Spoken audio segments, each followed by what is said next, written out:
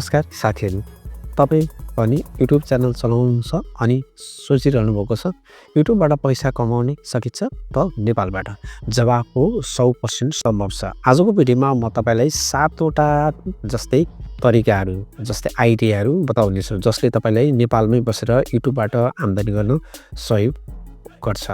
त्यसैले भिडियो अन्त्यसम्म हेर्न नबिर्सिनु होला।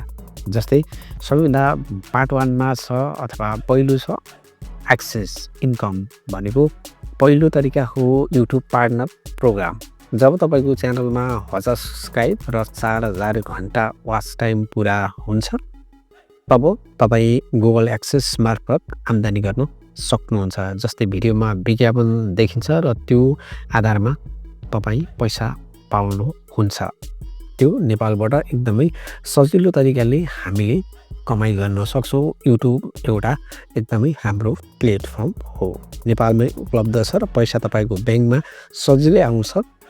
यो सबैभन्दा पहिलो तरिका अथवा पार्ट 1 र जस्तै 1000 भ्युजमा लगभग 0.5 अथवा 5 सम्म मिल्न सक्छ। यो एकदमै राम्रो छ। अर्को छ पार्ट 2 मा एफिलिएट मार्केटिङ भनेको दोस्रो तरिका हो एफिलिएट मार्केटिङ। तपाईले कुनै सामान जस्तै मोबाइल एप जस्तै ग्याजेट भयो इत्यादिको बारेमा भिडियो बनाउनु भयो भने अनि डिस्क्रिप्सनमा लिंक राख्न सक्नुहुन्छ।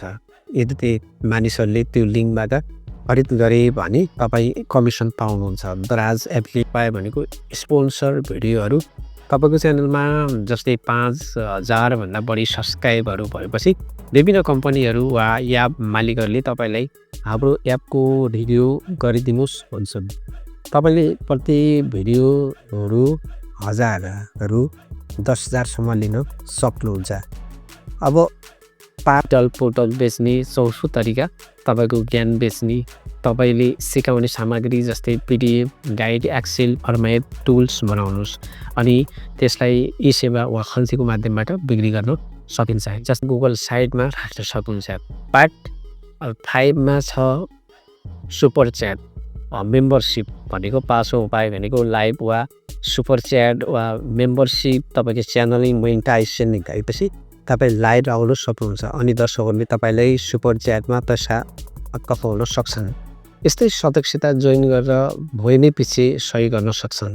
जस्तै पार्ट 6 मा छ अथवा 6औं छ YouTube short fund coming soon in Nepal. 6औं उपाय भनेको YouTube सर्ट्स फन्ड सर्ट्स बनाउनेहरूलाई YouTubeले पैसा दिन्छ। अहिलेसम्म नेपालमा पूर्ण रूपमा नआएको यही पनि छिक्कै आउँदैछ। तर सर्ट्सले तपाईको च्यानल भ्यू सब्स्क्राइबरहरू बढाउन भने ठूलो फाइदा गर्छ। पार्ट 7 मा छ 7औं मा छ कोर्स बेच्ने र 7औं तरिका तपाईको कोर्स बेच्ने। तपाई कुनै विषयमा जानकारी लिन्छ भने मोबाइल मार्फत फेसबुक ह्याकबाट बच्ने वा अनलाइन कमाइका तरिका सिकाउनु हुन्छ भने भिडियो वा पीडीएफ को रूपमा कोर्स बनाएर बेच्न सक्नुहुन्छ। साथीहरु यी 7 तरिका 100% नेपालको सन्दर्भमा आधारित छन्। तपाई जुनसुकै तरिकाबाट सुरु गर्नुहोस्। यही निरन्तरता र राम्रो कन्टेन्ट नै मुख्य कुरा हो। तपाईलाई कुन तरिका मन पर्यो कमेन्टमा लेख्नुहोस्। भिडियो राम्रो लाग्यो भने लाइक शेयर र सब्स्क्राइब गर्न नबिर्सिनुहोस्। धन्यवाद। फेरि भेटौँला अर्को उपयोगी भिडियो।